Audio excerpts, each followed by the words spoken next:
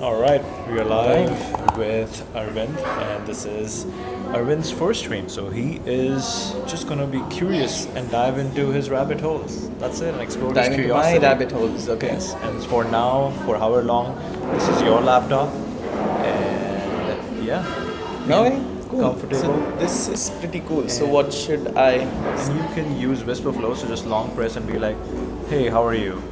And it will show up over there. Okay. Question next. I can do that. Perfect. Cool. So I'm thinking I'll start with just looking at one idea that's been on my head after talking to a few people recently. Okay. Which is like building Mac apps and iPhone apps, especially trying to leverage the built-in AI which comes in, which really does open up the possibility for the kinds of apps that you can redesign with AI as a lens, right? So I'll probably add a few constraints to it in terms of just ideating on apps that would be built fully local, so you don't have to host any servers or anything on the back end, and will be cool to monetize it if possible. So I'll give a few that's what I'll start ideating with. How does that sound for the stream? Sounds I'll amazing. do that. Cool. Okay. Sounds amazing. I would like to explore building out an iOS as well as a MacBook app.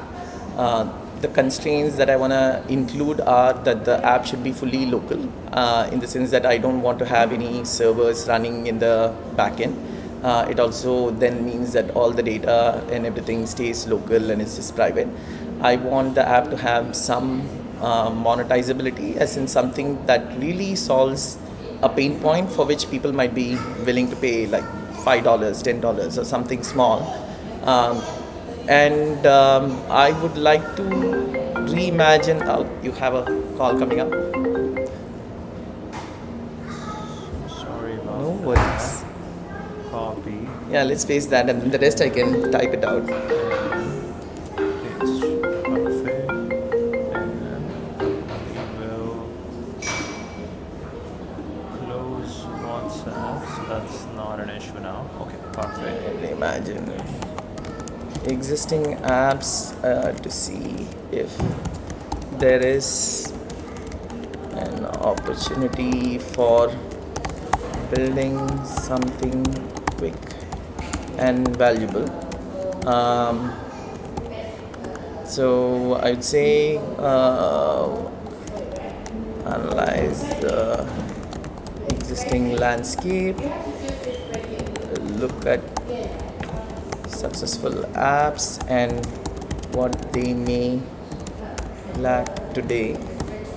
I would also like to use the built-in AI aspect of the Apple devices. So Sorry, I think my shortcut just turned on. Whenever you say dev, it just goes to developer. okay, so so the app, so use that for the app ideas, app ideation. Okay, let's just start with this. So while it's trying to kind of build that out, so the last time I touched anything on the iOS landscape was back in 2015, 2016, where I made changes to the Uber driver and rider app. I've never been a mobile developer in my life, but 2014 through 15, 16 was definitely crazy times for me, where you're in a startup where you just have problems and you don't know anybody else who's going to help you to solve that. So I just took a couple of courses for Android, iOS, made a bunch of changes on both ecosystems. Yeah. And I mean, none of the code exists now because the app has been completely revamped since. But man, do I have nightmares trying to work with Xcode and trying to solve all the dependency issues and all of that. It's also the time when being a mobile developer was such a niche specialization. Yeah. And I can understand, you want to go into the depth, but there was just a very hard friction to kind of just, hey, I just want to make these fixes, right? I just want to do something very small. To be able to test it locally, to be able to get that shipped out was just so painful. So we'll see how well things have changed since then. Yeah. Which direction interests you to most develop further? Privacy, subscription. I'm open to all ideas. The constraints are not regarding the functionality of the app. So use all categories.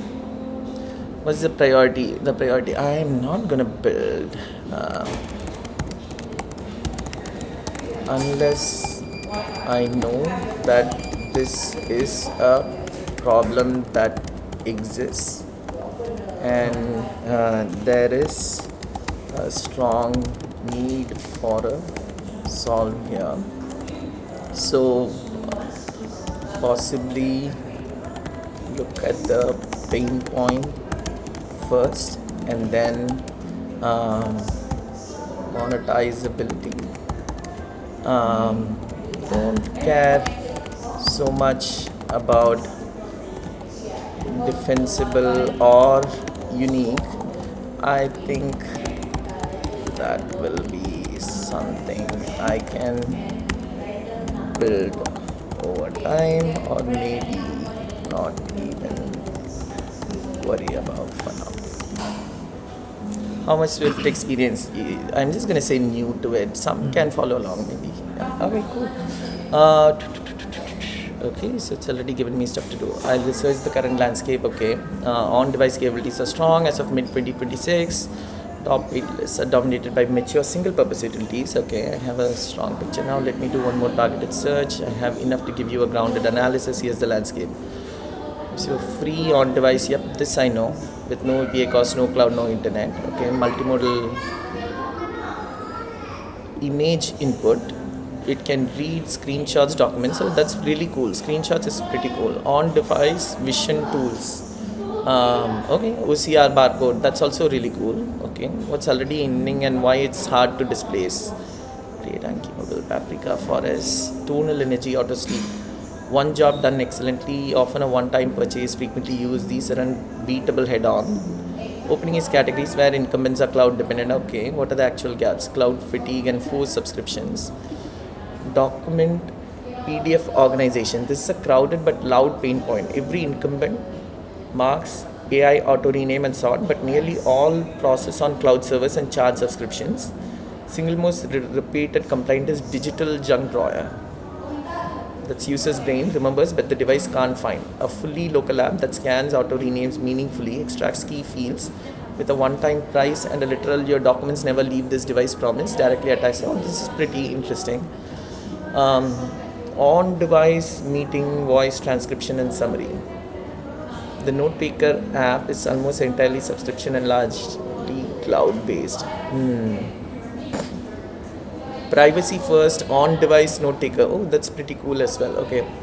Privacy first subscription recurring expense tracker. Incumbents track bank login through aggregators like Plant, which routes your entire transaction history. Genuinely local tracker. I don't think that the subscription that doesn't look like that. I read on the best and valuable. Okay. Document receive is the strongest fit. Okay. This is a crowded category which has to be privacy, one time genuinely good UX. Okay, got it. Okay. So let's see what it says. The photo storage cleanup category is the strongest validated opportunity and it's the closest. Pain is universal. Oh, 5 versions of the same group photo, endless accidental screenshots, constant storage, almost full warning. People are demonstrably paying. They sit on the high charts relatively. Okay, interesting. Critically, already exists on 100% free, no subscriptions, no plans. And its reviews glow specifically because of that. Okay. On-device AI fits in well. Okay. The category is crowded, so the bar is trust and polish, not features. Yep.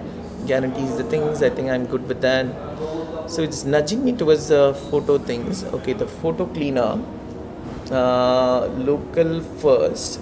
Okay, my recommendation: build the on-device photo and storage cleaner because it uniquely combines validate. Okay. Maybe use Whisperflow. Oh, I'll use Whisperflow. Yeah, I never use it, so I have to probably start using Whisperflow. Much easier. I think the photo storage cleaner sounds good. Help me differentiate between the photo and the storage cleaner. Is there a broader requirement for just storage cleanup within Macs? I know, for example, I ran into some issue with just figuring out why my storage is getting filled up, right? But I also use it as a developer, so my laptop does end up having a lot more things installed and a lot more applications that I've tried but never cleaned up. Is that also an opportunity to explore here? And I do like the photo cleaner app idea, but I feel like I would like to see more ideas. Can you come up with the top 5 ideas and score them across multiple dimensions in terms of what would align with my constraints, right? So the dimensions could be how effective will it use the new AI capabilities, how crowded is the market, what is the current price point for things in the market, what are the reviews suggesting in terms of people being happy with the current products or not, and give some weightage to these different dimensions, add any other dimensions that I might missed out, but give me an overall score and a sorted table with all the ideas, describing the ideas, the individual scores, and the overall score.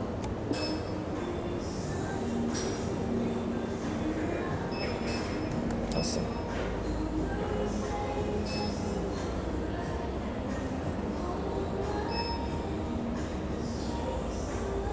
So I'm always kind of very context switching whenever I'm in this mode, right? So I'll be working on 2 things. I'll be like, okay, Claude, you go do your thing. I'm gonna go work on this other problem. So it's always, the way you work definitely seems to be changing quite a bit now. I feel like, for me, just even waiting for that 1 minute for Claude to come back and give, right? I'm like, okay, I'm just gonna snooze this, go to one more thread, start one more thread, and have things happen. Well, then maybe do it. Do it? No. I really want to flesh this idea out fully. So one of the challenges with that is you need a lot more time then, right? Like you're like doing 2 things in parallel. Like this morning I was working on a bunch of stuff for my engineers and then a bunch of stuff for what me and my co-founder were ideating around, like GTM strategies and stuff. It's just like constantly shifting back and forth. No, because I also do it. Like as I'm reading this, while you're reading this, you have a totally different idea which is on a tangent. So I would just like then use ChatGPT. Yeah, I see. Okay, I see. Is that what you do? Yeah. So the way I use GPT and Gemini is like I'll ideate a lot more with Claude, and once it gets to a point where there is some finalized set of things which are there, I'll just take that artifact, put it for GPT and Gemini, and just ask it to criticize heavily. And then whatever other critiques, I use that here to kind of try and refine. Because what I've noticed is if I ask Claude itself to critique and refine, it misses out on a lot of points that even I can very easily pick up, right? So I feel like the model kind of has the bias of, hey, I've already done the best job of critiquing what I'm giving you, even though I ask it to do a GAN type analysis and stuff. So that's how I use GPT and Gemini. I don't like, for me, the primary threads are always on Claude under some project folder where I've given the context and stuff. So anyway, let's see. I'm using Grok a lot. You're using Grok a lot, okay. Grok a lot because Grok what's your go-to? Where do you start the primary threads? Claude. I started Claude, and then Grok is very much like, okay, if it's something which is very real time, obviously Claude has access because of Twitter, and also Grok seems to be very, let's say, truth-seeking. It is very truth-seeking. Really? Okay. And it doesn't, like Claude can become a little bit philosophical, a little bit, let's say, wavy about certain topics, but if you want a very decisive answer, Grok will give you a very decisive answer. Interesting. Okay, I should probably go back and try Grok. I haven't in and because like a while. through streams, I'm basically using everything. I don't use Gemini a lot because I just don't know. I've not. It never stuck with me. I always have I mean, there is a lot more verbosity to Gemini as well as GPT is what I've noticed, right? So if I want something where it's a little more crisp and shorter way for me to consume, I probably get here.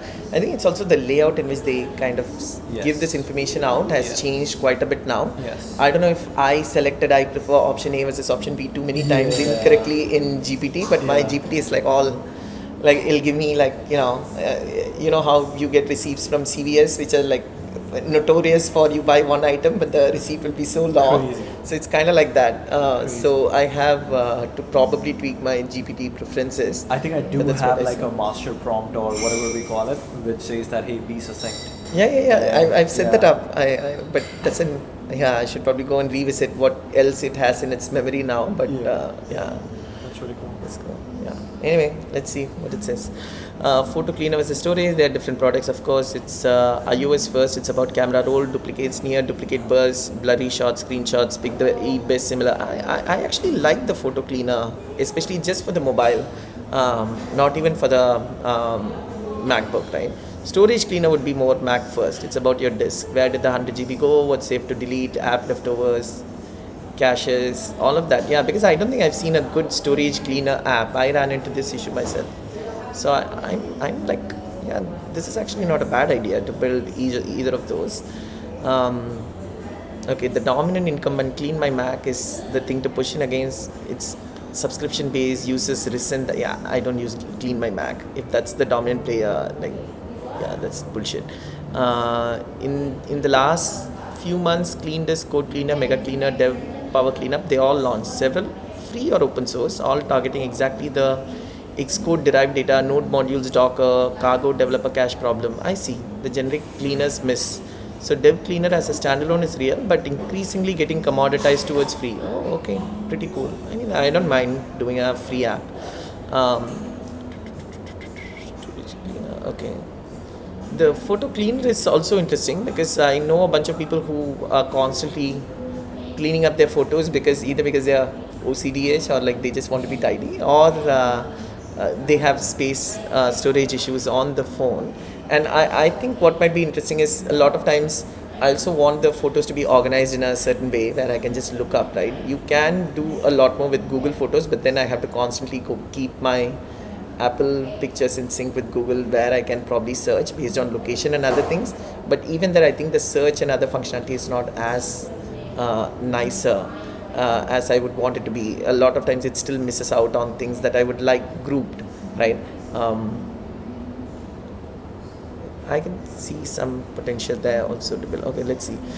Top 5 ideas code. I waited what did I miss here? Strongest on iOS. On Mac, the AI differentiated move is LLM deletes files. It's using AI as an explainer and guide. Oh, I see. You haven't touched natural language search. The cleanup logic itself is deterministic and safety checked. AI makes it, and that's the meaningful differentiator because every incumbent user is confused about what they're deleting. Of course, yeah.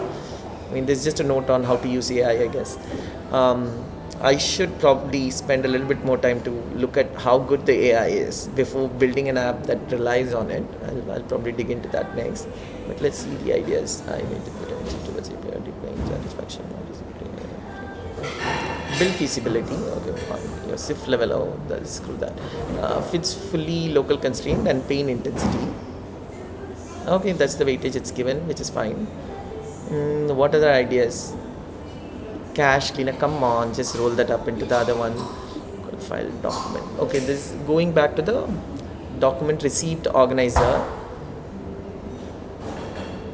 Build feasibility is lower for that. Like I don't even know why it would give me anything less than a 10 on build feasibility. I should probably tell that I should not have given some level of familiarity thing. Privacy subscription. This I don't like. I don't think it's come up with new ideas. Okay, so let's explore. Oh, yeah. Let's explore both ideas 1 and 2. So also understand that while my familiarity with Swift is a little lower, I have kind of worked with Swift and iOS before in the past. I'm a software engineer and I can probably look at code, understand code, debug things, do all of that myself. So that should not be a criteria for how you are deciding to rank things for me. So what I would like to do next is have a little bit more of a fleshed out version for both number one and number two.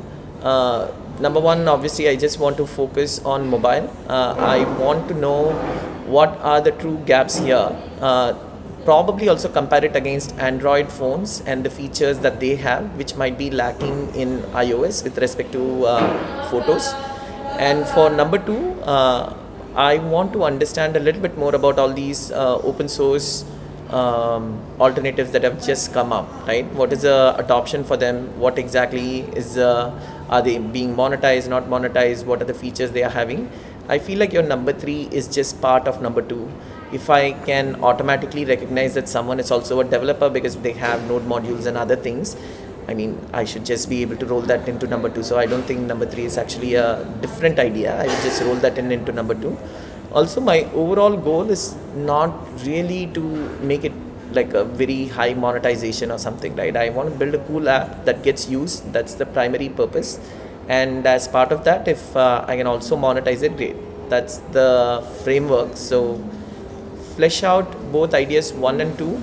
Give me a overview of the different dimensions in which you have scored them again, along with what are the notes that I should look into before going into fleshing out the technical aspects of them.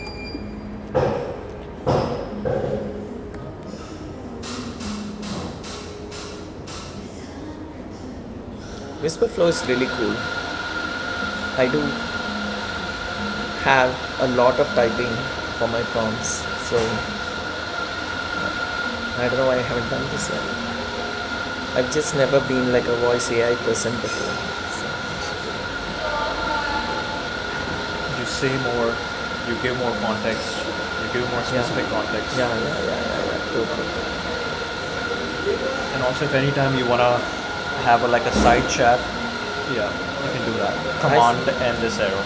Command and this. Yeah, I see. So now you can close it. Command and that. Yes. I see. Nice.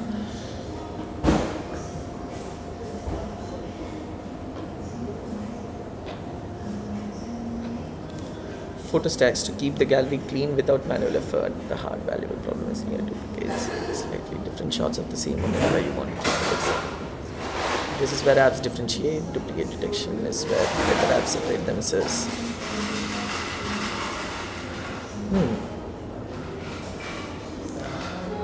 Semantic natural language. This is Google Photos' biggest advantage, Apple's weakest spot. They offer reliable AI-powered search with complex queries. Where's my receipt for pine nut lemon rice? Of course, right? It can't match it. So if I were to build something for this, I would obviously be also leverage that same module for a bunch of other apps. If I can just do that image processing, right? That's the core functionality to be built out there.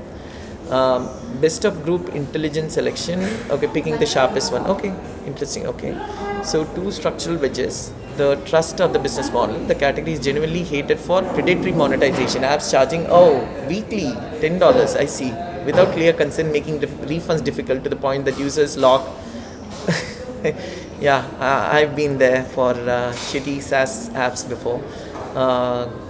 Recommended over CleanSmith specifically because weekly subscriptions adds up. I see. Privacy fully local.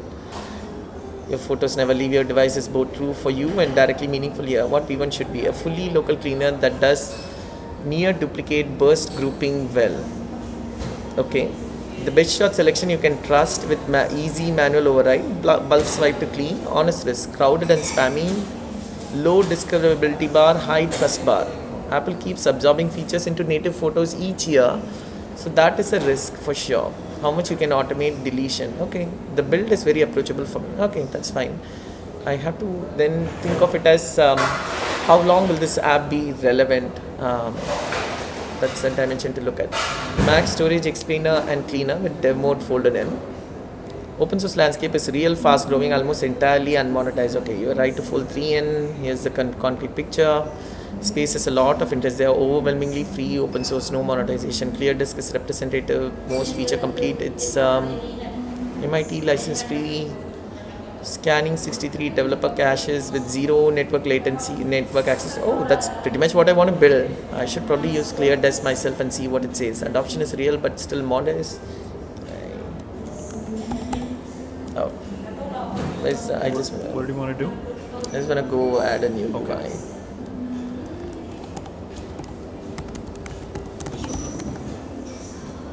Oh, Whisper Flow. Yeah. On the ground.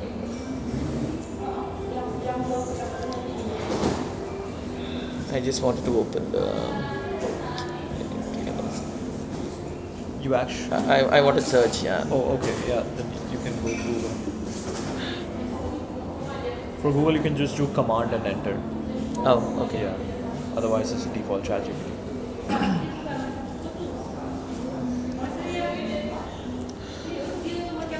That monitors clears cache, homebrew. Okay, what is it? What does the UI look like? Okay, Android emulators, Gradle cache. That's all. Cache. Clean projects, clean caches. Clear this. Okay. I should probably really try this out. Why clear this? Okay.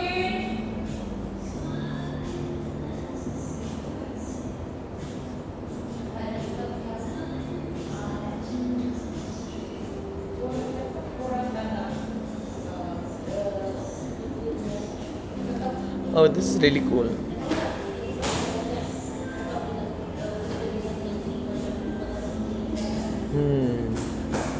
Nice. And this is MIT license. Pretty cool. Yeah. I should try it before I think of even building anything. The only thing seems to be that this is very dev focused. It's all about cache, which is a subset of what I was looking at. Okay. Not deleting files. The differentiator is turn the opaque system data and a wall of cache paths into plain language understanding. Okay. And for new tab, you can do command T. Yeah, I can do command T, and then for Google, I have to do command enter and then do that. Yeah. Scoring dimensions. Okay. How badly? Okay, so let's see. iOS photo cleaner comes at 8.7.85. The difference is fits fully local, more than max storage explainer. Okay, monetizability is a little higher, not as crowded. Incumbent dissatisfaction is also pretty high for both. AI differentiation is lower, more for max storage explainer. Pain intensity. Okay, idea one leads mainly on research notes to investigate. Okay, so Just Put together. cursor over there first. sorry.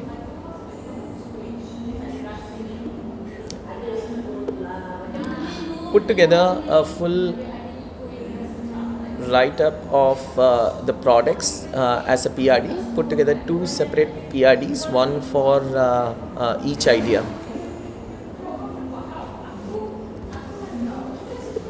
Have the PRDs be an MD file artifact.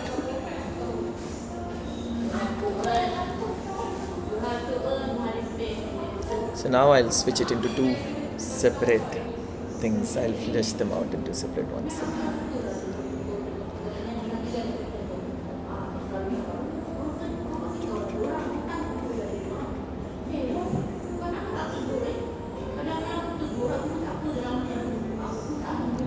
While it's doing, let's go here. Let's see.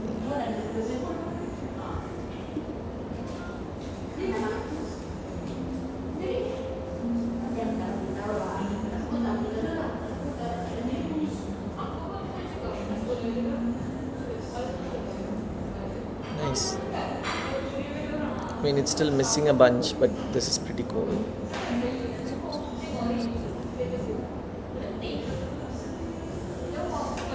Oh, I wish I can give it a star.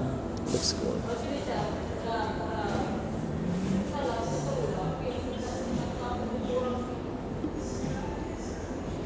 Let's do this.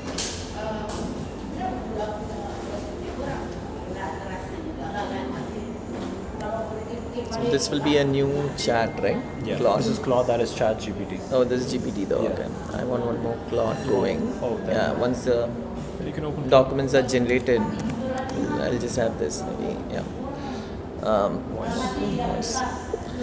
Attaching a PRD for a Mac app that I'm planning to build. Use this PRD as a starting point. It is not final and not finished. I want you to think of the core features that would be needed for an MVP, and then in this session I want to get down to the technical details as well, but before that I want the features to be listed and sorted based on what would make sense. Take a look at existing open source alternatives and how they are having the key features and what would also be required here to make it compatible, and what would be the features that would be differentiated. Just have this ready. Enter. No, I don't want to Oh, enter. okay. I want to first attach the. Copy this. Go here.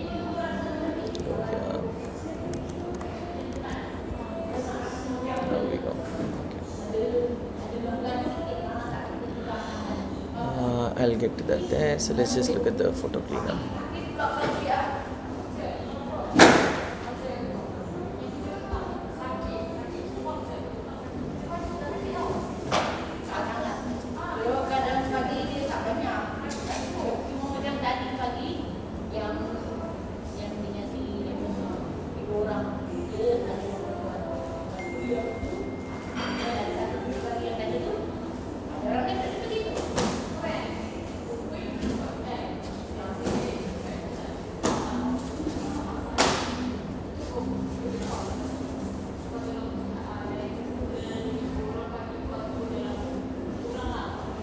So the key features are smart grouping, best shot taken, fast bulk review, on-device natural language search. Okay. AI on-device capability. Success metrics, open questions.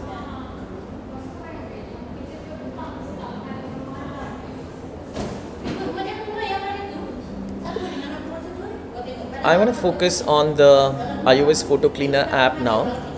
I've reviewed the PRD and I want to have a few things clarified. The first thing is, how good is the image processing capabilities of the native models in iOS? Specifically look for performance benchmarks against the best image processing models. I want to focus on the semantic search build out. So the model will have to have capabilities for object detection, capabilities for grouping objects and so on.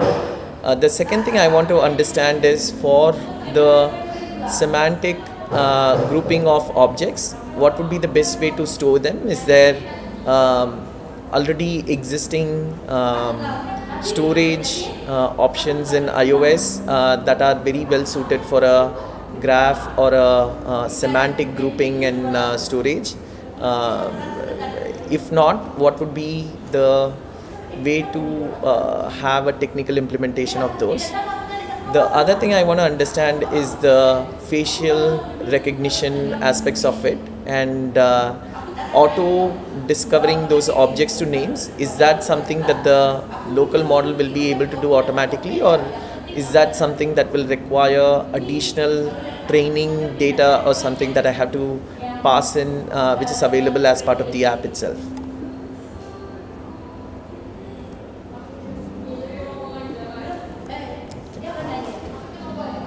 So let's go back.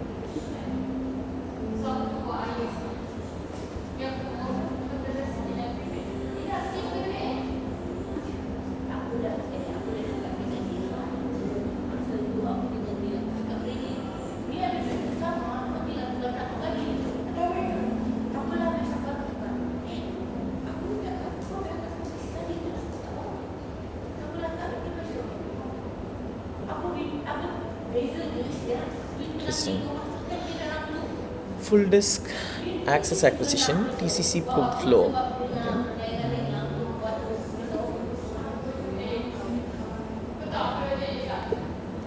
explain the TCC probe flow part.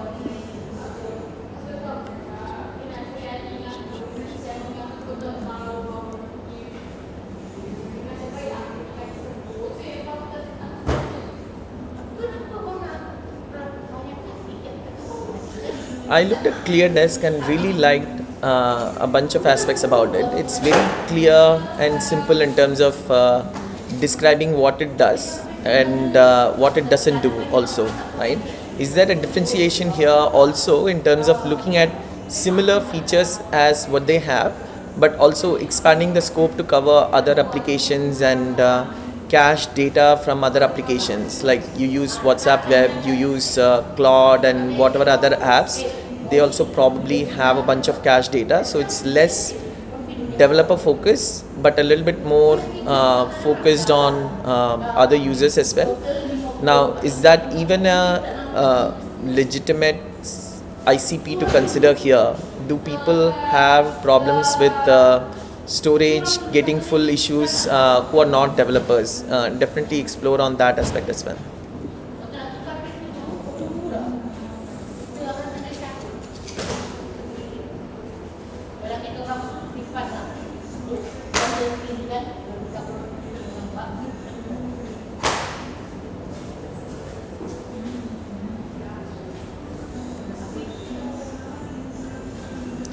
How good are the NL capabilities of the native AI model on Mac, and what are some really cool ways of leveraging that?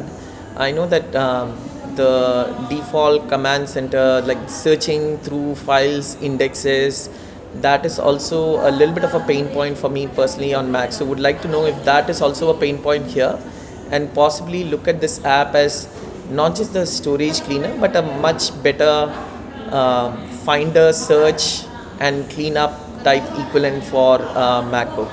Explore that as a pain point, explore if there are other products that do that better, and whether it makes sense to redefine this product as a file system organizer of sorts.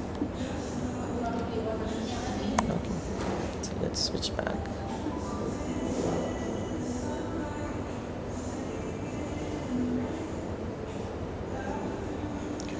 Strong enough for everything your app needs, okay?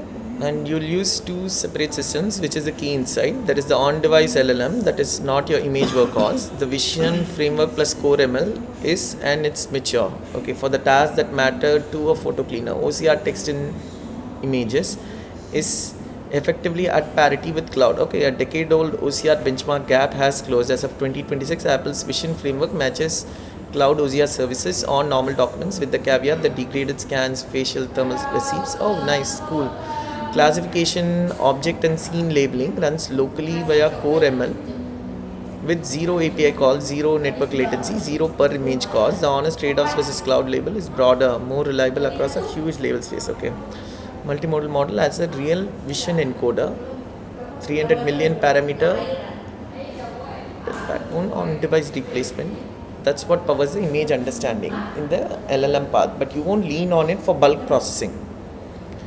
Okay, you won't beat Google Cloud Vision on raw label breadth, but you don't need to. Every core feature is probably done for. Okay, that's interesting. Semantic search built out the architecture. There are two distinct embedding systems here, and conflicting them is the main trap. Okay, image to image similarity. So this use Vision's built-in feature prints.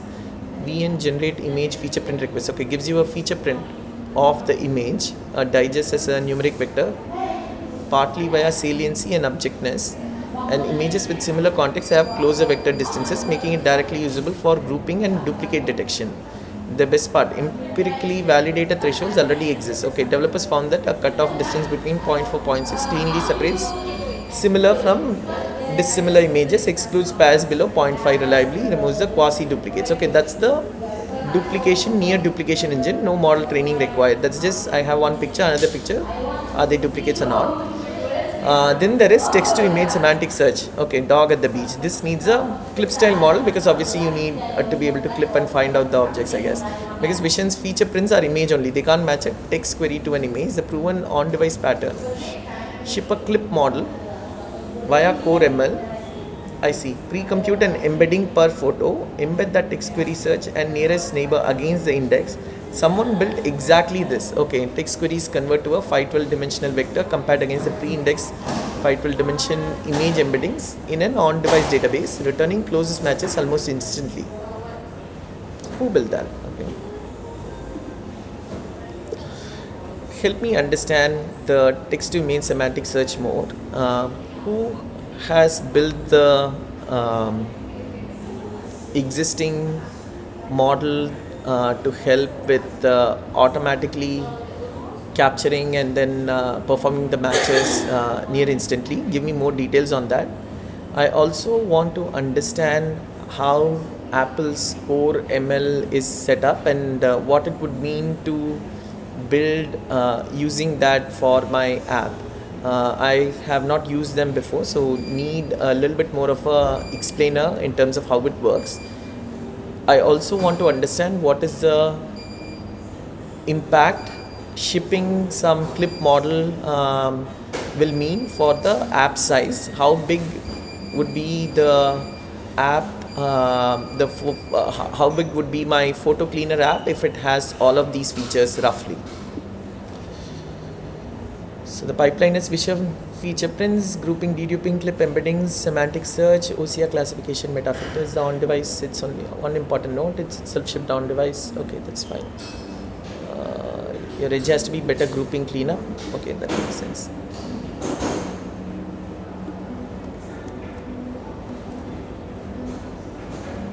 Enter. I did. Okay. Okay. I thought I did. Okay. I also want to know what is the approximate timeline for this app before Apple probably gets all of these features up to parity with what the app will be able to do. Roughly, take a look at past feature updates that have come from Apple on their own Photos app.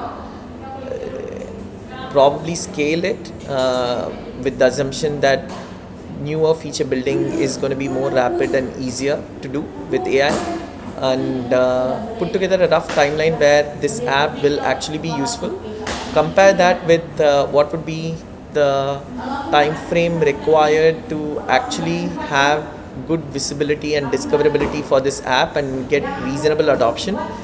Do a comparison and evaluate whether there is actually potential or not to going to build this app out.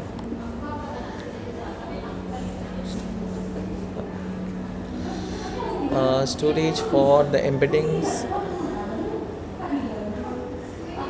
Your data is fundamentally vectors and metadata, not a graph. So you want a vector store, not a graph DB. I see. Okay. Yeah. There is no Apple native vector database. Core data SQLite, they don't do vector similarity. So what are the options? BizFit, object box, on-device vector database with HNSW index. Okay. As of V4, it's a true Swift iOS vector database. You create a scalable vector index on float vector properties using the HNSW algorithm. Find the relevant data within millions of entries in milliseconds. Okay. It uses disk storage when data exceeds memory. Safely persists all updates. The sandals. Okay. Yikes. Okay. So that will also probably take up a little bit of time, space. The app size is probably going to be big, I'm imagining.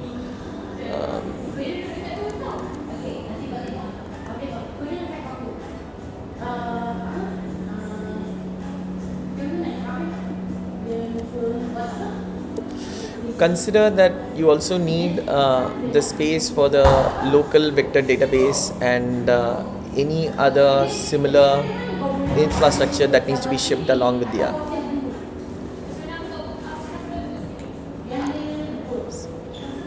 From scratch route, others have taken compiling to source libsql for iOS on-device vector search. More work, maximum control, no third-party runtime. Okay. Facial recognition, auto naming. What's free, what isn't? Face detection is trivial, natively free. Vision does this. face rectangles request detects faces, landmark request. Oh, they actually have. Man, I should have probably been following Apple a little bit more. They seem to have a lot of nice stuff now. Face clustering, doable, no training data, but you built it. Okay, grouping the same person. Okay, this is fairly easy to do. I guess you could do that. Auto discover distinct people work with no pre-supplied training data. Okay, auto naming face Sarah. The model cannot do this alone, and that's inherent, not a limitation you can engineer around. Name is not visual, of course. System clusters faces. The user types the name once. Lightroom recognizes faces, collects them into a people cluster, so the cluster can be named by user, then renamed or merged. Of course, auto naming is not possible. Face clustering is possible. Biggest catch, you cannot read the names that already exist in. Okay, that's fine, I don't care about that. It's useful. So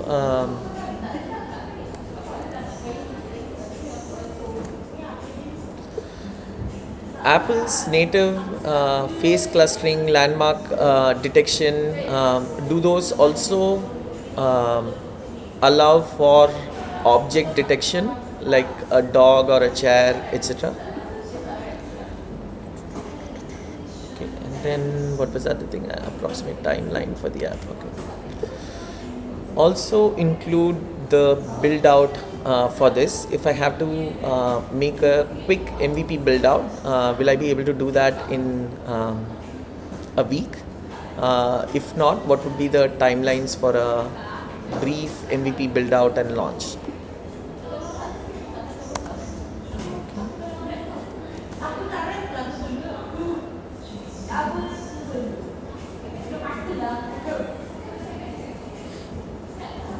Something I thought we had already looked at. Yeah, there's a lot. Let me take it in order with research where knowledge would be stale. Okay.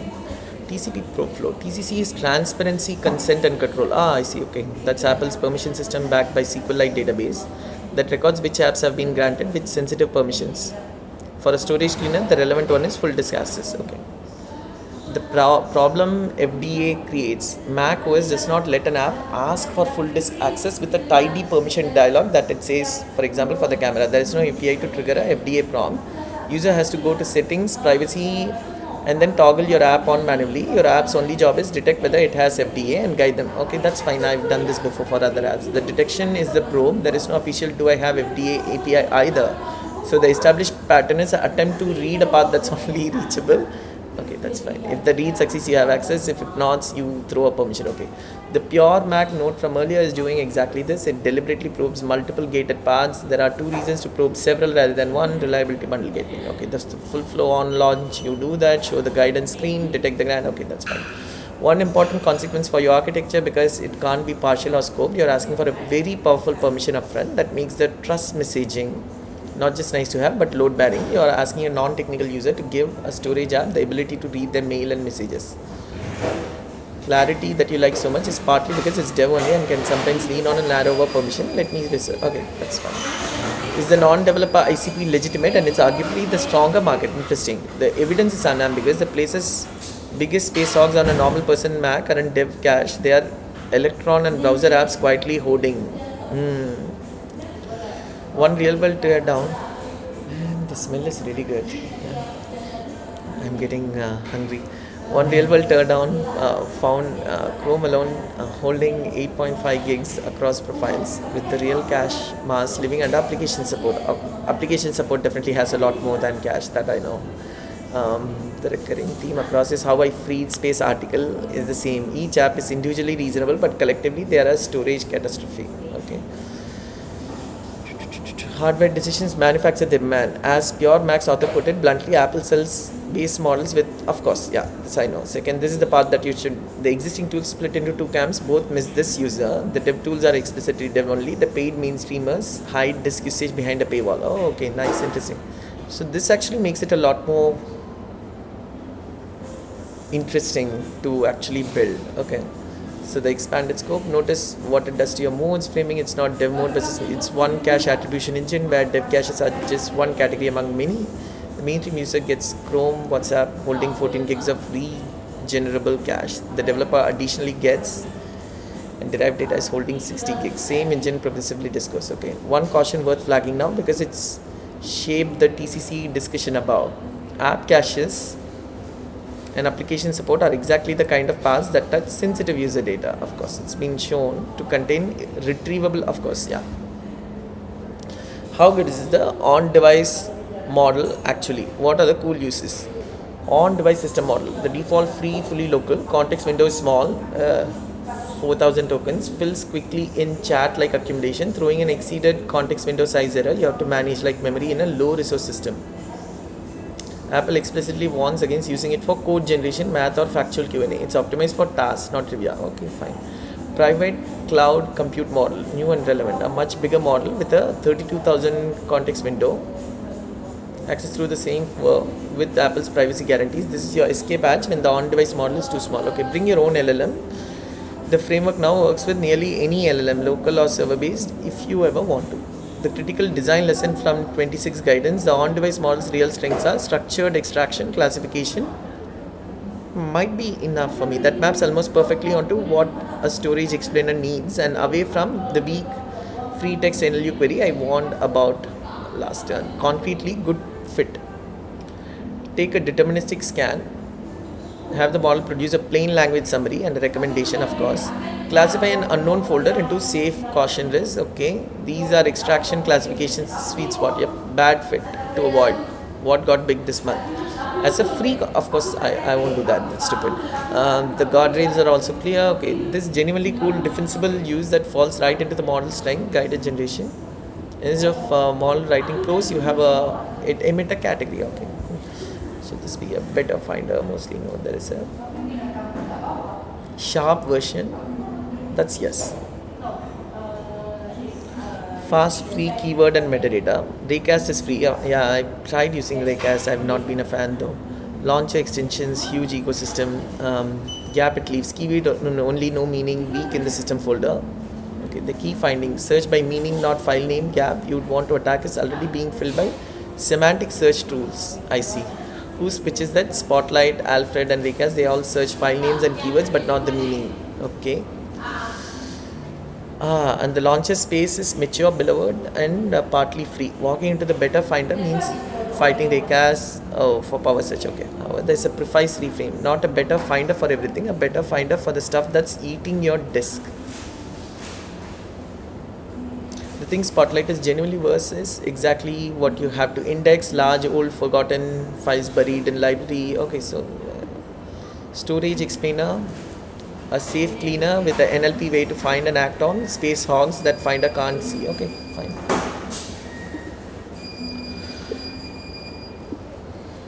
Let me see what are the things I want.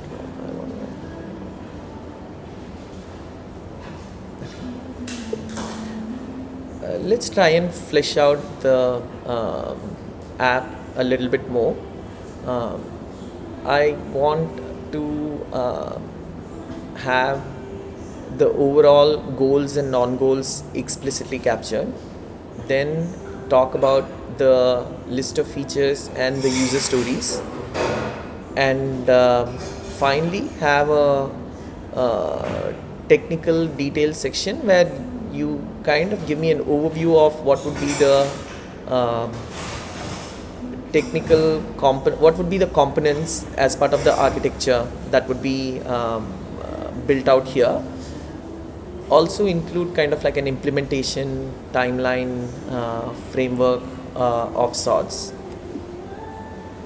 Okay, that's fine.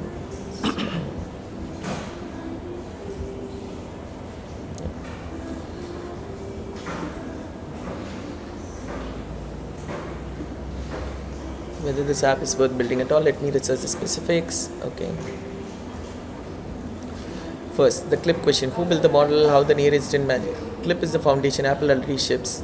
The original model is OpenAI's Clip. Okay, contrastive language image pre-training. The mechanism is elegant. It trains a pair of twin models, an image encoder, text encoder. It's taught to map images and text into a shared 512 dimensional space.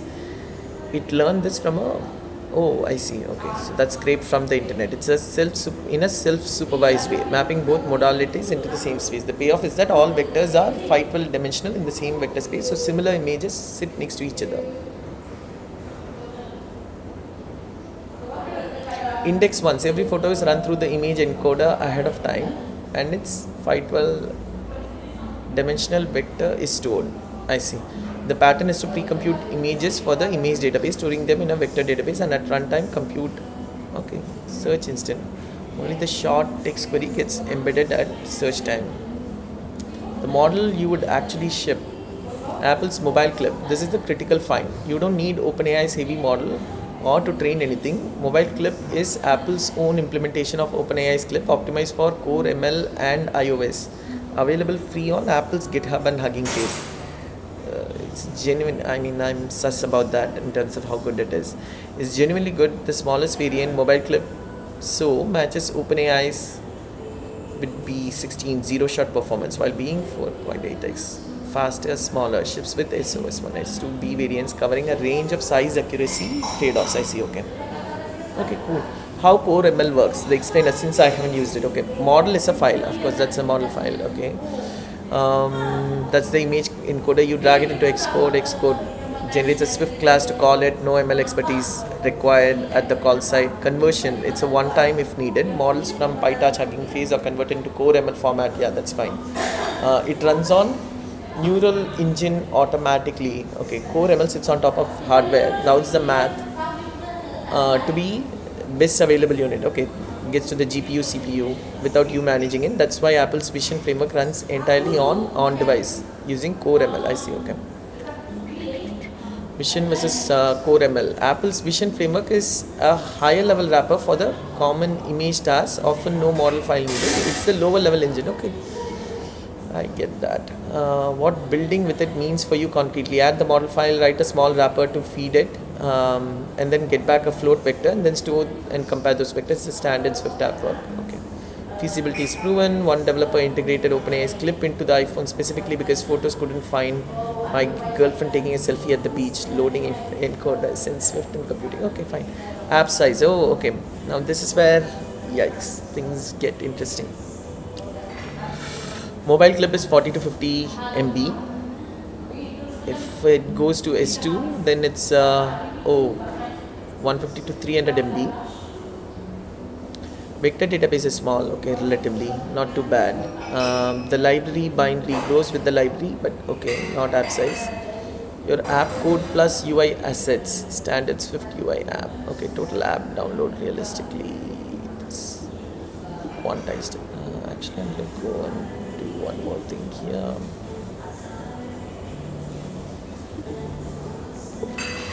What is the feasibility, pain point, need, opportunity for this app for iPhone as well? How many people use the how many people pay for increased storage in Apple iCloud versus not? Is there a real use case for this where permissions are also available for this app to perform the cleanup on iPhone, or to even be able to access the cache and other details of the other apps which are in the phone to suggest, hey, these are the things you should do to go and clean up on your local machine.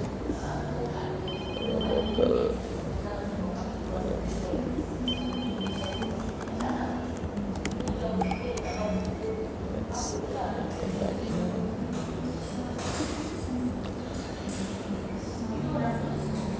Bottom line, plainly, roughly, that's normal for any capable app. Multiple games are 1 to 3 gigs and well within Apple's limits. 2 levers to keep it down. Choose a small clip variants, the embedding. Okay. Does the native, they also do object detection, but yes, it's 2 different vision requests, not the same face one, of course. Yeah. This is the face request rectangle, this is the landmark request. Objects and scenes is the vision's classification path. Vision can categorize images into labels like this. Feeding an image, receiving a list. Acha, okay. Oh, cool. Okay, I should probably look at demos of that. But here's the better answer for your app. For Find Me Dog Chairs, you don't even need a separate object detector. Clip already handles it via zero shot. I see.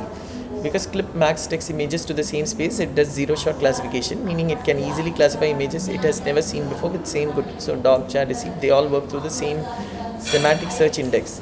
So I don't even need to pre-classify the objects, I guess. Interesting. I'll have to think into that. So if mobile clip already captures all the objects into the embedded multidimensional space, if I want to be able to support semantic search like a dog, chair, beach, receipt, is there a pre-processing that is done of all images just once for both finding similar duplicate images as well as for detecting objects in the images, or is it two separate processing for both of them? The real question, timeline. Apple parity is whether to build at all. This is where I'll be straight with you because the research cuts both ways. Okay, how fast does Apple close the gap in photos? The historical record pattern is clear and it's actually not that fast, that I know. There's a specific weakness you can exploit. Added the duplicates album but only exact near exact with the merge flow. iOS 18 added a cleanup, which is the object eraser, major UI overhaul which users hated. It removed the tab for a single UI, faced plenty of unhappy feedback, mostly walked back, brought back the tab bar navigation. 3 changes jump out. First, Apple ships 1 meaningful photo change per year. It has been quietly broken for years, they haven't fixed it. This is also something that really bothers me, right? Like, you have a lot of resources at disposal when you're in a big tech, when you're in a big company. You have really smart engineers more than anything else, whom you are also paying big bucks for, but you structure your organization in a way where things just take forever to ship, right? Which is why I've been very curious to really learn a lot more about how Google turned around their whole Gemini transformation, right? They were down in the dumps and then, kind of pulled it all around, which is pretty amazing. Yeah. What this means for your window, your defensible space is specifically things Apple does poorly and hasn't prioritized in me. The honest answer is we can't hypothesis, it cuts both ways. Makes Apple faster too, and it has lowered the barrier for flood of competitors, of course. Eats this in months, okay. MVP build, okay, realistic timeline, not 1 week. A toy, a credible MVP with mobile clip semantic search will take 4 to 8 weeks part-time, 3 to 4 weeks focus. It doesn't know me. Polish App Store, I think it's just giving estimates like crazy. Polish plus App Store submission review. Okay, this is interesting. So it will take 1 to 2 weeks for the review, that I can understand. Apple reaching parity on the cleanup job, that's fine. Seems like that's not the real thing. Getting real discoverability and adoption, this is the actual bottleneck, where 3 to 9 months, that makes sense. Word of mouth, crowded spammy category, likely longer than the build itself. Okay, is there potential? Yes, but the bet is different from what it looks like on the surface. Technical risk is low. Proven buildable stack, you don't train anything. The Apple has demonstrably neglected the exact job. Okay, that fits into your stated goal. You want a cool app that gets users with monetization as a bonus. One framing worth considering, semantic search piece is a genuinely cool differentiating part. And what app is weakest at? Did you clean pieces? Table stakes and crowded. You might lead with on-device private semantic search as a hero feature. Yes. Do you want to fold all of this into a mobile clip core architecture, size, budget, and this into the PRD? Okay, yeah. I'll just get an answer for this and then I'll build the PRD.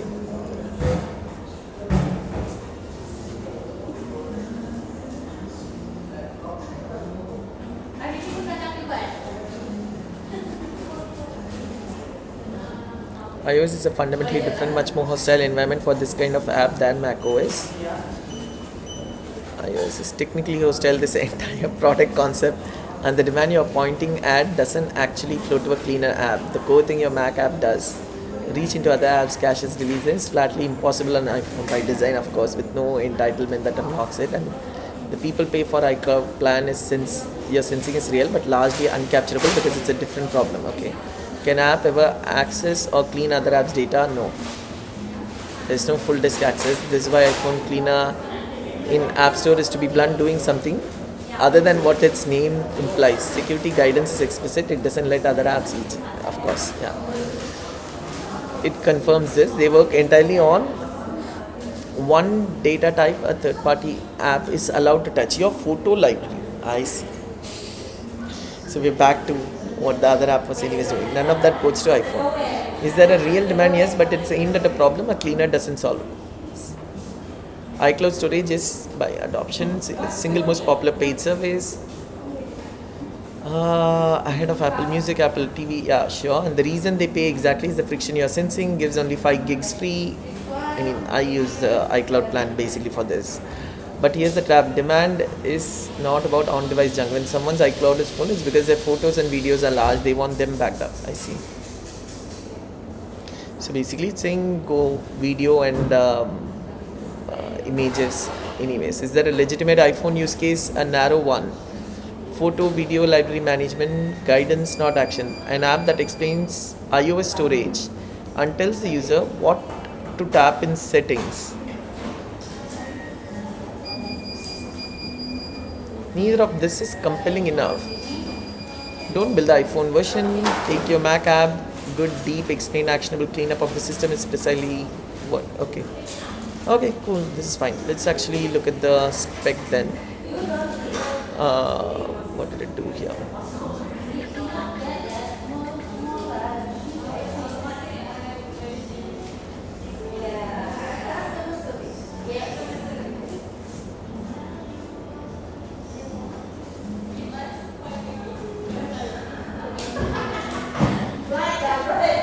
Mainstream discovery is a question for ruling out App Store V1 solves the technical problem but creates a go-to-market one. Non-technical users, they don't browse GitHub, download and notorize DMG the way developers do. I see. Okay, that's fine. Okay. A storage explainer safe cleaner that turns opaque Mac storage, especially system data and silent app cache tags into plain language, lets you find and act on space hogs finders can't see. Okay, goals. Where did my storage go? Demystify system data, surface the silent app cache tags, say clean safely, find space hogs, serve developers as a progressive disclosure. Okay, win on trust and approachability. Okay, not a finder spotlight replacement, not a developer cache cleaner, no malware, no performance optimization, no cloud, no app store. Okay, feature list. Core engine, full disk access, acquisition, TCC flow makes sense. Scan and classify engine makes sense. Safe deletion engine makes sense. Storage breakdown dashboard, okay, makes sense. System data decomposition makes sense.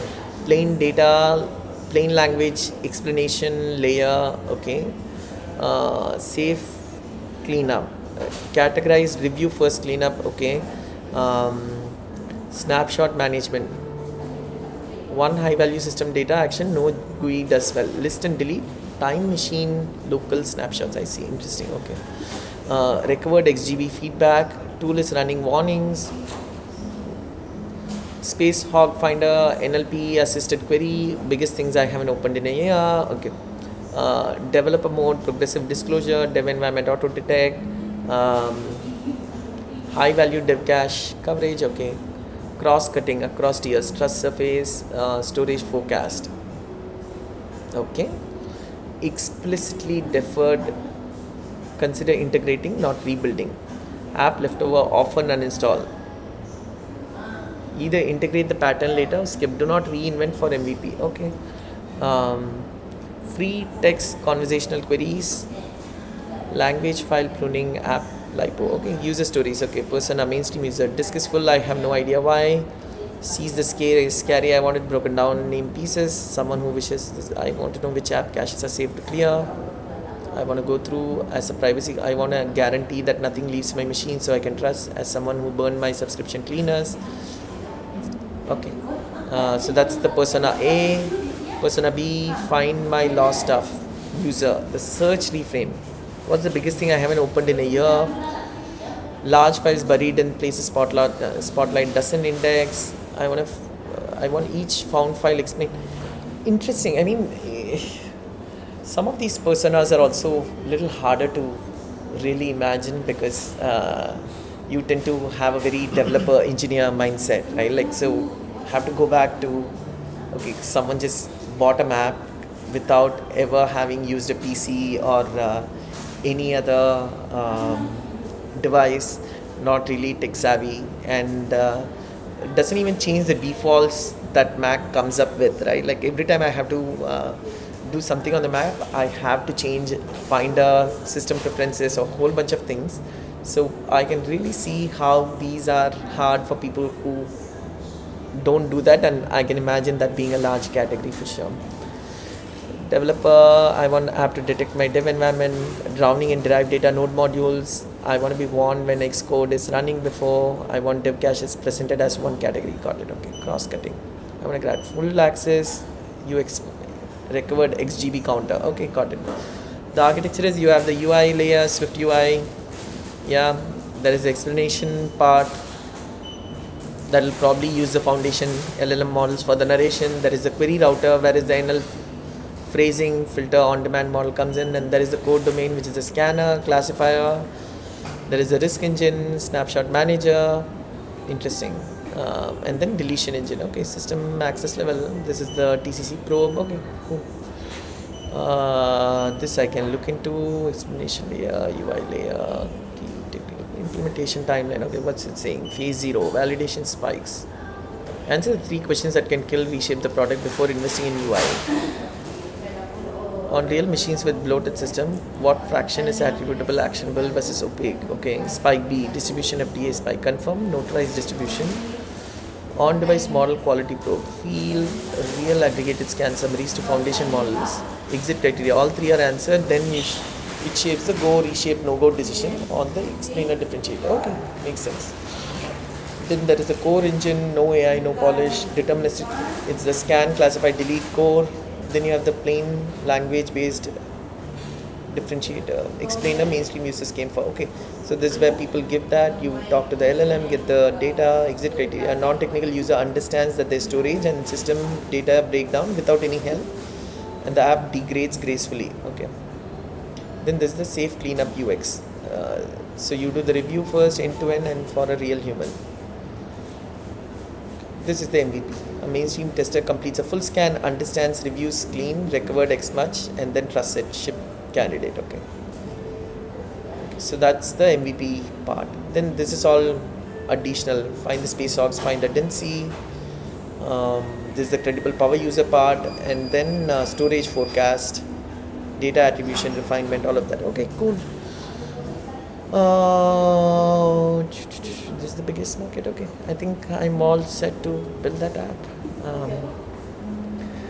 So let's also close out this. It gets to the core of how you would architect the indexing pipeline. Okay, why it's 2 passes and not 1? The trap is assuming an embedding is an embedding. It's not. The vector that's good at duplicate detection and the vector that's good at semantic search are produced by different. Okay, so the duplicate is vision's feature print. I see. Okay, so you do have to have 2 passes, one for vision, one for the mobile clip.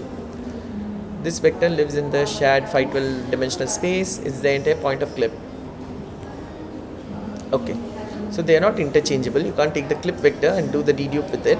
You can't, I mean, that is obvious. I was just wondering about this one, I guess. What this means, you run one indexing pass per photo, but inside that you do 2 model inferences, of course. Yeah, good news is cost framing. Think of it as one image loading, 2 model inferences cost. Yeah, that's fine. I mean, there's no cost here.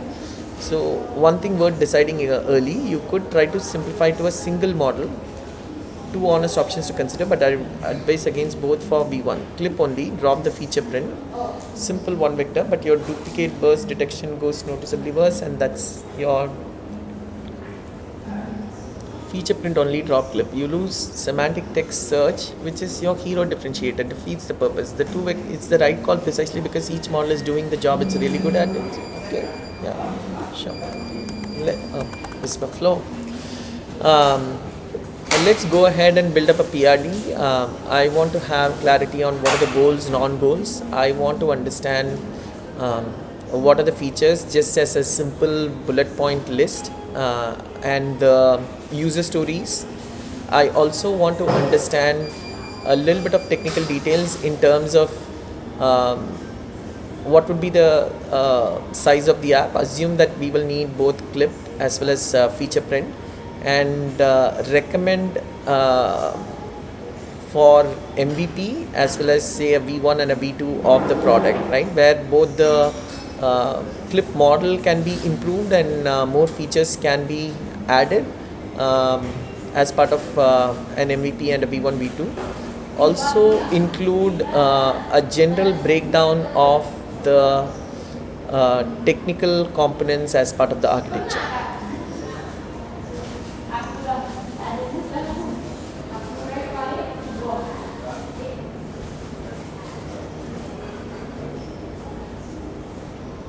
Which app would you use, if at all? You would use either of them? I was really thinking about that. Your Photos app is one of that beautiful, unique, private data set that still AI doesn't have access to. So, what are some beautiful, creative things that we can do with that data? So, it was less about storage, cleaner, cache, more about what are some creative things you can do with this private data set that is not Interesting. I mean, that is sitting in they everybody's phone. do the moments, they do memories, they do those kind of things, right? What Which is more, interesting. what more? What Yeah. more? Yeah. But that itself is like pretty cool to kind of see pictures from 7 years ago, and I mean, and they've gotten really good at it, where they don't give me the construction pictures is something I took 7 years ago, but they actually show people and some Yeah. more legitimate memory there. Very interesting. Maybe Because with storage and cleanup, you are competing with mercenaries. I know. We're all trying to This is drive your down the art cost. person Exactly, speaking. exactly, You're exactly. yeah. This is the art and Exactly. This is the art. and this is more the engineer speaking. Yeah. Here's what it captures: key decisions, features. Okay. Maybe I'll ask that. Okay. Summary: on-device feature app, vision, prints, mobile clip for zero shot semantic. Okay. Goals: make cleaning trustworthy, even satisfying, deliver trustworthy near duplicate burst grouping, trustworthy burst shot selection, on device natural semantic search, guaranteed fully local, win on honest pricing. Okay. One time purchase, no subscription dark patterns. Okay, one idea. The things that you click photos of are the things that you find beautiful. We both can go to Hawaii, but I will click pictures of different things. If we end up after that trip, after that 1 week trip, if we look at both our photos folder, I will click pictures of different things and you will click pictures of different things. That is a very unique data set to figure out the itinerary. Let's say now you are booking you're a travel booking company and you are creating this end-to-end concierge. You are an end-to-end travel concierge, right? So just looking at this data set, you can really create this unique itinerary for this person to go to this new country, let's say Japan. So because I went to Hawaii and I click photos of mountains and stuff, it will create my itinerary for Japan all around mountains because I find that beautiful. And you went to Hawaii, you found the poke bowls and the coconut trees and palm trees really beautiful. So it will take you there. No. and So get- that's a very cool train of thought, right? So Yeah. the way I'm interpreting that is, again, I'm going to think of something which is local Yeah. to you based on your pictures. Yeah. Right? So basically, if I look at my pictures from June 1st through June 30th, and what all did I do at NS, it gives me the experience thumbprint or like a fingerprint, right? And that has so many different dimensions in terms of, okay, what do I find beautiful, or where do I spend time, what do I click pictures of, and all of that. And I identified multiple such trips, because you can always identify trips based on, it's in you group them based on the lat long you're in, and if it's a significant, like 2 days, 3 days, or whatever, then you know that, okay, this is a different geo, whatever. So then it can do a mapping of your life, your preferences, little Do bit you along the agree same with this premise? I do. That I the- totally agree with it. That the photos you click off. I think more than the photos you click, it's also where you spend time, right? Like in NS, if I'm spending more time, sitting in cafes versus if I'm spending time, in the co-working space, that's a big difference, right? So, I mean, the more obvious one is are you a beach person or are you a mountain person? So there is a certain preferences that are implicitly captured by the pictures that you're taking. So if you can in some way first figure out what is that fingerprint for this user, and then it's about sharing it, and then it is about either making them share it or you get it in some other way, or you allow them to do a bunch of things with that fingerprint if you get, right? The easiest thing would be, okay, here's my NS shared in a very me way. I don't know. I mean, I was just thinking there is some interesting thought to what you were describing. Thank you, Linda. How are you thinking about the whole concierge piece? How would that app work in your mind?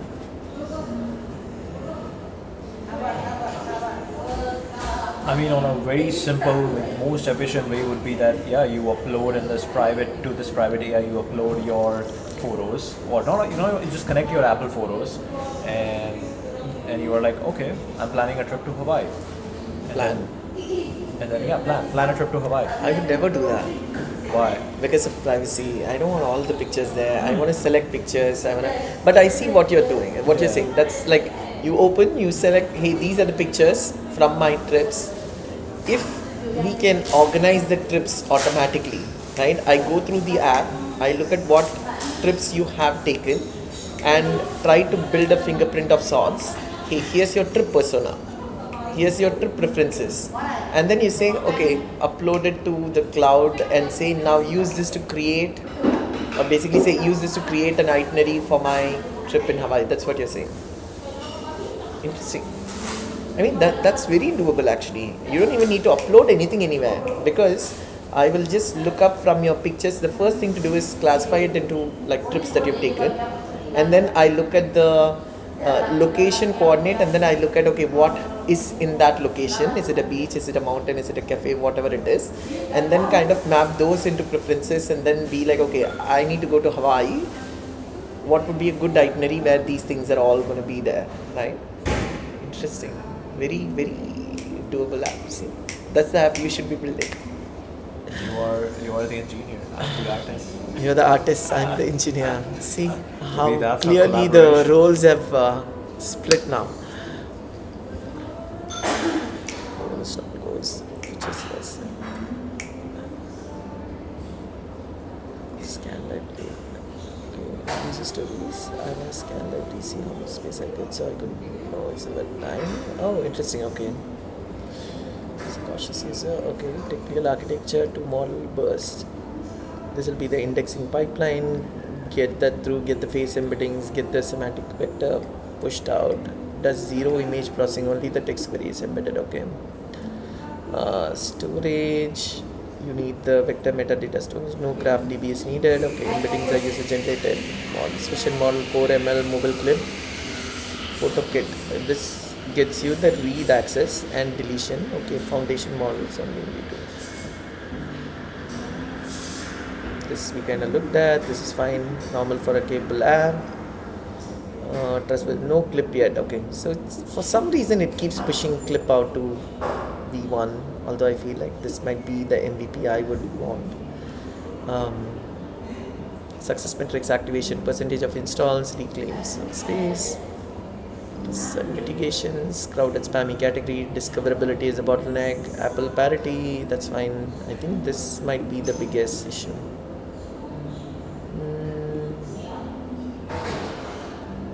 Cool. Pretty cool. Right. Yeah, share these with me, and then I'll see how I'll go ahead with getting any of these implemented out. Wow. 1 hour 20 minutes. This is your first stream. That's my first Aravind, stream. you have been baptized as a streamer. Thank you. How do you feel? Good. I mean, doing what I generally do, I guess. But it's interesting to kind of have a little bit more thinking aloud than what I usually would do. Yeah, that aside feels good. Feels nice. It'll be interesting to kind of watch other people stream more, I guess, and then see how you get some feedback loops also going. Yeah. Do you feel you got into a state where you were really engaged? Yeah. I mean, if I, but for me, I feel like I don't know if the stream necessarily like changed so much in terms of how I generally would do things. Right? If I'm sitting with someone, especially I do this with my engineers all the time. Right? So we write design documents and other things. This is usually what I would do. I mean, I guess I have been streaming, so I'm not really a non-streamer. Yeah, In the sense yeah. that we've been on Gmeet where I'll just be like, hey, I'm gonna do the RFC, just hop in. So they hop in and then I just go ahead do the stuff. And then occasionally they would prompt or they would give me some inputs, but mostly it's just them following along and I just make sure they're following along. Done, and then I'll be like, okay, you guys carry this forward, take this on, take this up. So I guess that's in some sense Yeah. streaming. Yeah. So yeah. So, Yeah. but it's nice. It's like I think the biggest difference I feel like is that you're not distracted by other things, as in like you're not taking a phone call or something, because you know that okay, you've committed to like doing a stream, right? So you're like, okay, I need to get to some destination before I call it a day. So that's been different. Do you think it could be a good marketing channel where you are sharing your journey, documenting your journey, people are following along, just like your teammates, other people are following along what you're Probably, building? but I can't see an audience for myself. I guess that's what Why? it is. I don't know. I mean, who would want to? I mean, if they want, I'm always accessible, right? I do a one-on-one stream with you. Like, what's the big deal? People don't even know about you. You I know, have to that's- put that's- yourself that's- out there. I think, yeah, I don't know. I've never really thought about it, to be very honest. So I'm not like that active on social media, or like I don't really see the whole share publicly Yeah. aspect of things. Yeah. At the same time, I'm happy to share whatever Yeah. I know if someone wants to do or something Yeah. like that. So the whole streaming thing is less about, oh, okay, I Yeah. have a certain goal in terms of becoming a streamer or something like that. I don't Yeah. really have one of those. It's just an interesting I find that experiment very to try. interesting because I stopped posting on Instagram for more than a year or something. Yeah, And because on Instagram you're just sharing a photo of a vacation. yeah, But over here I'm sharing the things that I really care about. yeah, yeah. So it is No, actually this is a little more real. This is a attracting little more. people who also care about the same things as me.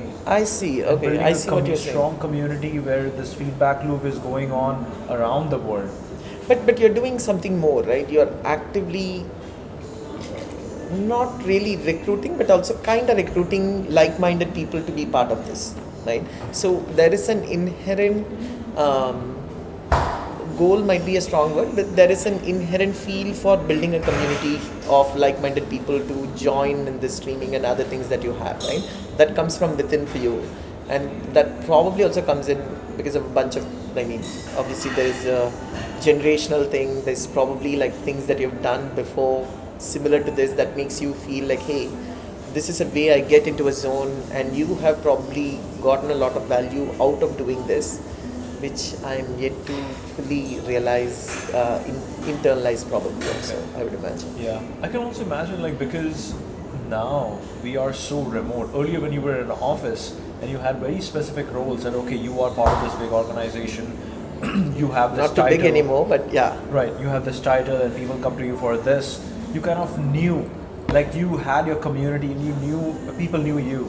But now that we are all remote, we don't know how do we connect, because there are people who are like-minded as you. But so how do you connect with them? Like how do you connect with them in a very organic way without trying to force that relationship?